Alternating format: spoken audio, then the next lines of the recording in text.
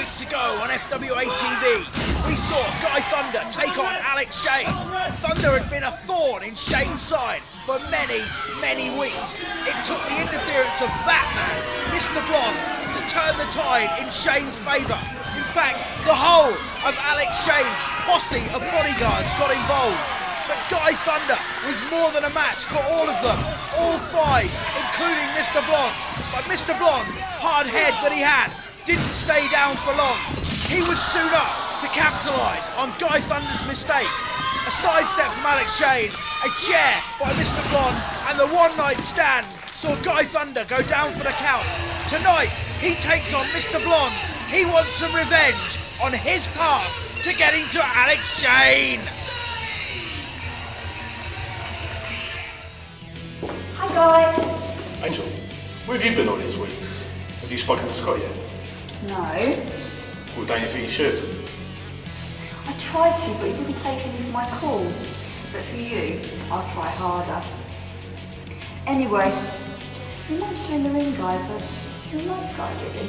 I wanted to wish you luck for your match with Mr. Blonde. Take care, alright?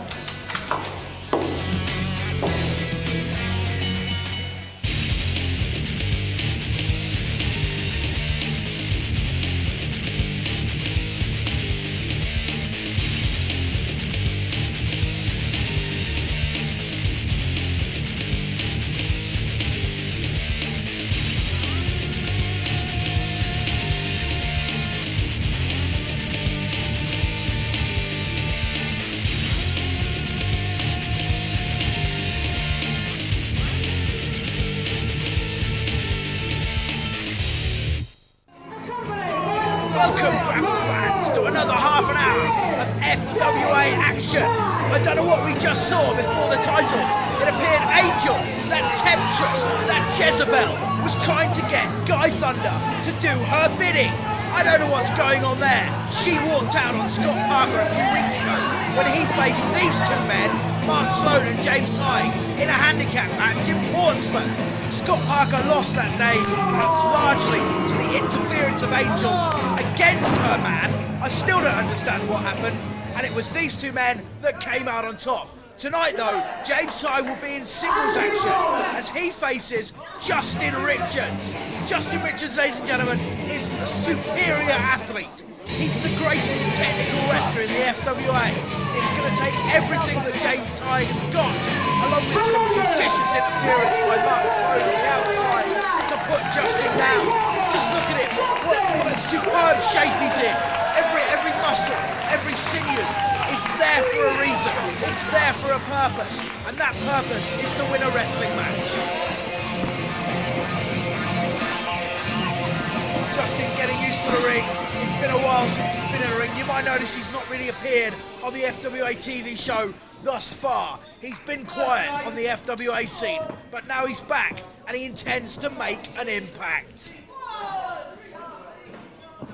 Look as we see Mark Sloan on the outside of the ring there, prowling, predatory.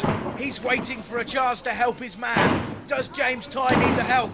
I don't think so. He's been led down a dark one-way street by Mark Sloan. He really is an accomplished wrestler, but he's fallen in with the wrong crowd. That crowd of one again, Mark Sloan. A bit of cockiness there from James Tighe. He really is a cocky young man. He gets that from Mark Sloan. And there's Justin, giving it back to him in spades. Justin has won over 100 amateur championships. You are nothing, He's an Richard. accomplished amateur wrestler. He knows how to take a man down to the mat and hurt him. He hasn't proved himself so much in the professional world, but I'm sure it's just a matter of time. See, that's what I was talking about, ladies and gentlemen. Mark Sloan on the outside, distracting Justin Richards, allowing James Tighe to get one over on his opponent in the ring. James Tighe and Mark Sloan, of course, from Portsmouth. They like to think they're hometown heroes. After they beat Scott Parker, they expected a parade. They went up and down the main street of Portsmouth. But let me tell you this, ladies and gentlemen, none of them received a hero's welcome. None of them. None of them. Into the ropes there. A Oh, clothesline. A clothesline of his own from Justin Richards, taking James Tighe down. Full body press, only a 2 count. Referee Andrew Coyne getting down to count the count, but a kick out. And there's the leg lariat. A leg lariat from Justin Richards. Again, only a 2 count because this time Mark Sloan interferes. If Mark Sloan was a packet of crisps, ladies and gentlemen, he'd be cheese and onion. A leg drop from Justin Richards. He's not showing amateur skills here. He's showing a few professional skills. A way to hurt a man any way he knows. He will use amateur, professional, anything as long as it's in the rules. Justin Richards is a rule-abiding kind of man. Exactly the opposite kind of man you'll find James Tighe and Mark Sloan to be. Reversal of wrist locks into a hammerlock. Justin escapes into a top wrist lock of his own, forcing James Tighe down into a bridge. That's an incredible bridge there. James Tighe not wanting to let his shoulders touch the mat. And a reversal of his own. Another reversal. This is hold and counter hold. Reversal and counter reversal. This is a wrestling clinic. The crowd break into a chant of Justin. They're getting behind this newcomer straight away. Twisting backdrop sends Justin Richards down to the mat and shuts the crowd up straight away. That's what James Tighe wanted. That's what he played for. That's what he got. Cranking the headlock into a snapmare. Taking Justin Richards on the mat. The knee in the back. Driving all the breath out of Justin Richards' lungs. Come on. No, it gives. Later in this episode, ladies and gentlemen, I have to remind you, we have some special words from Jody Fleisch. We haven't seen him for a couple of months since he dislocated his elbow in a 6-man tag team match. I must remind you, however, that he finished that match, even with a dislocated elbow, to pin that man there, James Tighe. We haven't seen Jody since. He's been rehabilitating that elbow. He'll be here tonight, and he has some exciting words for us. James cranking it in on Justin, but Justin drawing on the strength of the crowd to come back on James. A trip by Mark Sloan. That was blatant jiggery pokery by Mark Sloan. Tomfoolery, skullduggery, you name it, Mark Sloan's up to it. If Mark Sloan's interference causes Justin Richards to lose this match, there could be a hell of a hullabaloo from this crowd. There could be a fracas. There could be a brouhaha. These fans have taken Justin Richards to their heart. They don't want to see James Tighe triumph. Oh, roller! Only a 2 count. The crowd counting along. They wanted a 3 count. They want a Justin Richards win. They want a tick in Justin's win column. And they'll do anything they can to cheer their man on. The crowd getting on Mark Sloan's back and Justin getting involved as well. He needs to focus. He's showing some ring rust there. His performance may be crisp, but his psychology is a little off. Another huge leg lariat from Justin Richards. Boot to the face and a drop kick. That, ladies and gentlemen, is the best drop kick in the game. Justin Richards may be the best pure athlete in the game. Justin Richards is my new hero.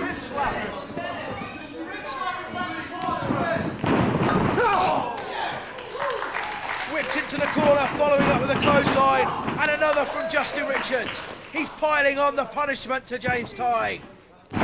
Took him up for a suplex. That's a reversal. An inverted suplex. Is this dragon suplex? 1, 2, 3. It's all over. Justin Richards has triumphed with a dragon suplex.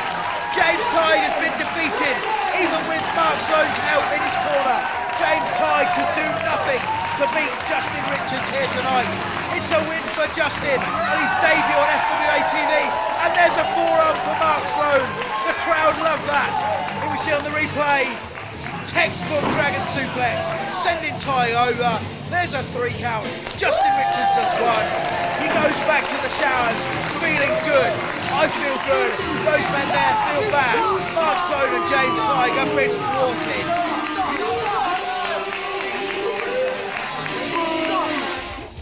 Hey, all you swinging hepcats. This is Mark Priest, and when I like to get down at my funky parties, I like to listen to the music on FWA The Music, Volume 1. exclusively available at fwamusic.co.uk. There, ladies and gentlemen, it's Jody Fleisch. I promised you earlier that we would have some extra special words from the returning star. As I said earlier, we haven't seen him for a couple of months since he dislocated his right elbow doing a shooting. Here we see footage of a shooting star press from Jody Fleisch. There, it went so tragically wrong. He dislocated that elbow really badly. Still managed to make the cover to beat James Tighe. He's got something to say to us tonight. What could it be? Oh! It's Doug Williams! Doug Williams has invaded the ring. This is Jody Fleisch's time. What has Doug Williams got to say? What does he want with Jody Fleisch? He's gone to an armbar. He's gone to a Fujiwara armbar. He's putting the pressure on Jody Fleisch's dislocated elbow. That elbow has only just healed. I believe that Jody was about to announce that he had a title match against that man there, Doug Williams, here next week. It was supposed to be Jody Fleisch versus Doug Williams for the British heavyweight title. If Doug Williams keeps piling on the punishment on Jody Fleisch's elbow, that's not going to happen. Doug Williams is a ruthless man. But look, it's Johnny Storm! It's Johnny Storm! He's flying through the air, sending Doug Williams cascading out of the ring. Johnny Storm is here to save the day, to save his good friend Jody Fleisch. He's grabbing the microphone. What's he got to say?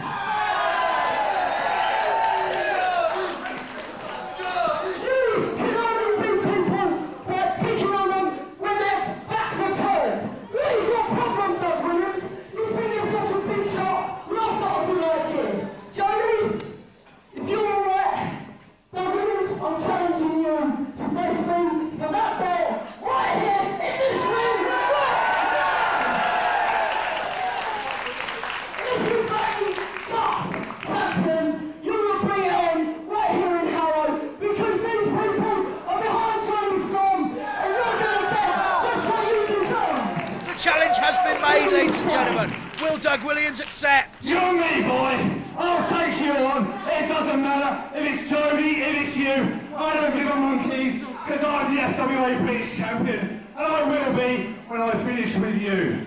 Exciting news! Join us after the break.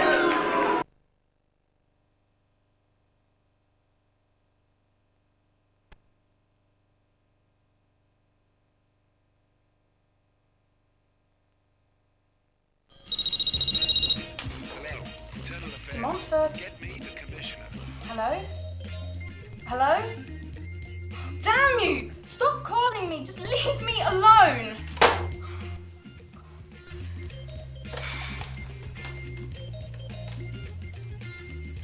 Hello? Is Mr. Scarlett there? Right. Can you tell him that Mr. Montfort called? Yes. And could you tell him that I need to speak to him as soon as possible? Yes. Thank you. Bye. Hello? Can you do this properly, please? I'm not here. Thank you.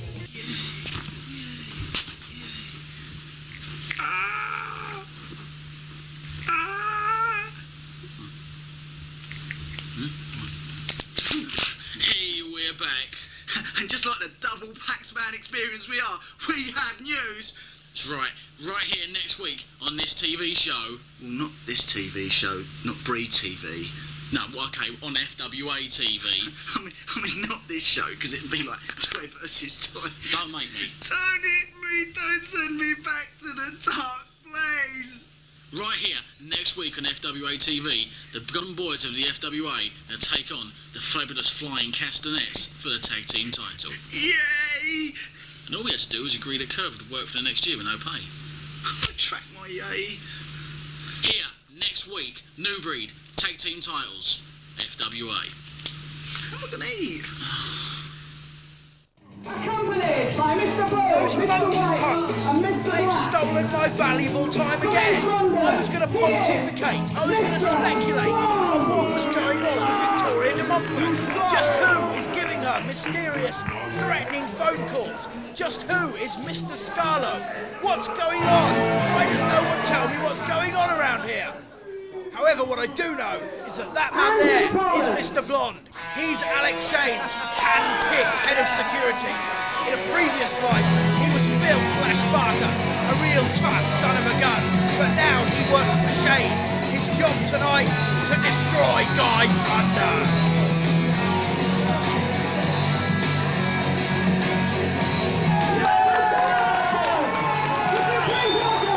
The crowd get on their feet, the crowd rejoice. Guy Thunder, look at him, he's walking the gauntlet of fear, the gauntlet of hate that is Alex Shane's security team.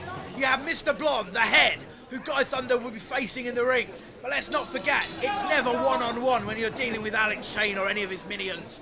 Not only has he got to face Mr. Blonde, he's also got to face Mr. Yellow, Mr. Brown, Mr. White, all manner of colours, a pure rainbow of bodyguards. And there, Mr. Blonde taking it to Guy Thunder from the off, showing that he means business. But Guy Thunder comes back like a hero for our time, hitting Mr. Blonde with high-impact move after high-impact move. What Guy Thunder wants is a shot at Alex Shane, a fair shot, a fair shake of the... Oh my word! Oh! Twisting plancher over the top, taking down Alex Shane's entire security team. They fell over like bowling pins. Guy Thunder, a human bowling ball, into those human 10 pins. As I was saying, Guy Thunder, all he wants is a clean shot at Alex Shane. He's willing to do anything he can to get to it. Alex Shane is his #1 target. If he has to go through Mr. Blonde, Flash Barker to do it, he will do. He's afraid of no man. And believe me, if there's any man you should be afraid of, it's Mr. Blonde. But look at Guy Thunder. He shows no fear. He's going up for another splash. The last one was devastating. But this one is devastating to Guy Thunder. Mr. Blonde won't get caught by the same move twice. He lifts up his knees, driving them into the stomach, into the midsection of Guy Thunder. And now he goes to work on the eyes. The referee, poor positioning there from head referee Steve Linsky. Mr. Blonde is raking at the eye. That's illegal in any kind of fighting, let alone wrestling. But Steve Linsky, has he been paid off? And still further, Mr. Blonde unleashing that right hand. At the moment, they're open-handed punches. You see where that glove is? That right hand could do so much damage. If he decides to unleash the power of his full punch, there's nothing even Guy Thunder can do to withstand it. It's looking bad for Guy Thunder already. Punch after punch. Open-handed palm strikes with that gloved hand to Guy Thunder's face. Mr. Blonde going to the boundary of the rules. He's seen the line of the rules and he's putting 1 foot over it. He's not actually breaking the rules. He doesn't want to get disqualified. He's having too much fun hurting Guy Thunder. And again, blow after blow to the eye. He wants to blind Guy. That eye is already swelling shut. Guy Thunder has taken so much punishment. He wasn't a pretty man before this. In fact, he'll be the first man to tell you he's an ugly man. He's got nothing to risk in the ring. But Mr. Blonde, Flash Barker, is going to make sure that Guy Thunder is going to get even uglier. Earlier in the show, we saw Angel, that Jezebel, that witch, up to no good, flirting with Guy Thunder. Is even she going to want to carry through what must be a nefarious plan when Guy Thunder is looking like he's been 10 rounds? And let's face it, 10 rounds would be... I was about to say that 10 rounds would be a mercy, that Guy Thunder would need to get out of the ring as soon as possible. And out of the bottom drawer, he pulled out a German suplex, taking Mr. Blonde to the mat. It's Guy Thunder's game now. He's suddenly back on top. And there's a belly-to-belly twisting suplex. Still only a 2 count. Steve Linsky, slow counts. If I were a conspiracy man, I'd sense a conspiracy. However, Steve Litsky's not clever enough to get involved in anything like that. It's just poor officiating. The chop from Mr. Blonde. We saw him a few weeks ago in a match with Kerry Cabrero. They were trading chops like butchers at a chop swap meet. But now he's the one really laying them in, and there, still raking at the eyes of Guy Thunder. That eye must be causing enormous, immense pain to Mr. Thunder from Mr. Blonde. How can he withstand this kind of punishment? And there, with the right hand, that gloved right hand, pretty soon, I think that Mr. Blonde is going to unleash his vicious right hand, his roundhouse punch, a huge right hand punch with that gloved hand. When that hits you, there's no getting up. It's the hardest punch in the game. It's a hand of stone. I'd like to call him Hands of Stone, Mr. Blonde. Instead, I have to call him Sir. It's a group mugging on the outside. This is not within the rules of wrestling. Steve Litsky, get a grip. Don't allow yourself to be so easily distracted. The bodyguards are setting him up. We're going to see the right fist. Oh! Mr. Yellow took that right fist clear on the side of his face. His face must have caved in. It's a good thing we can't see that face. He's out for the count. That right hand connected with the skull of Mr. Yellow. If that had happened to Guy Thunder, the match would have been all over. As it is, the security team is one down, and Mr. Blonde looks on disappointed. Spear! A spear from Guy Thunder! Only a 2 though. He can't take Mr. Blonde down. Years ago, in the grappling game, ladies and gentlemen, there was a man who went by the name Clive Myers. His nickname was Iron Fist. I do believe that after what we've seen on Mr. Yellow just now, Mr. Blonde, Phil Barker, is the true spiritual inheritor of the name Iron Fist. Taking it to the outside, Fan Cam picks up Mr. Blonde, stomping Guy Thunder. He's got him pinned against the barriers. There's no give there. Further chops, further punches, and a head to the barrier. This kind of punishment can't go on much longer. The referee, he lined him up for another right fist. I'm surprised the ring is still standing. Iron Fist hit iron post. It's got to have hurt that arm. That forearm must, and the forearm must be killing Mr. Blonde, and Guy Thunder putting further punishment on it. Guy Thunder is a ring general. He's a master. He's seen the weakness and he's going after it. The whip of the arm. The arm is looking in terrible shape. Guy Thunder putting further punishment. A flip senton down onto the arm. How can Mr. Blonde withstand much more of this? He's in enormous pain, that right arm. And there's a twisting armbar. And Mr. Blonde has submitted. I don't believe what I've seen. Mr. Blonde, seemingly impervious to pain, Iron Fist that he is, has submitted to that armbar of Guy Thunder's. Guy Thunder has triumphed. Will this mean he'll get the shot he wants at Alex Shane? The shot he wants so badly. And here we see again, cranking on that arm. Mr. Blonde has to submit. Better to fight another day than risk further, perhaps disabling damage. Guy Thunder drinking in the accolades of the crowd. He's enjoying. I've just heard that next week on this very show we will have Johnny Storm versus Doug Williams for the British Heavyweight title. As Guy Thunder celebrates with his fans, this has been Mark Priest. Have a good week. Till next week.